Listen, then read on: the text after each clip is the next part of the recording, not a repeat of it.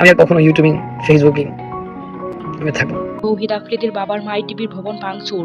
লাইভে এসে অঝরে কাঁদলেন তৌহিদ আফ্রিদি। বললেন তিনি কেন ছাত্রদের পাশে দাঁড়াতে পারেননি এবং তিনি ইউটিউব সোশ্যাল মিডিয়ায় কন্টেন্ট বানানো ছেড়ে দিবেন।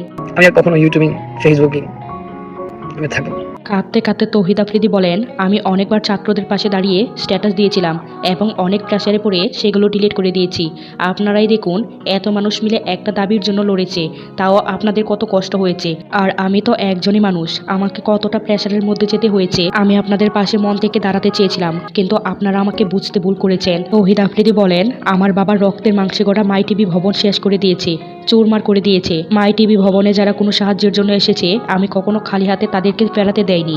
আর তারা কি করলেন? ভাঙচুর করলেন।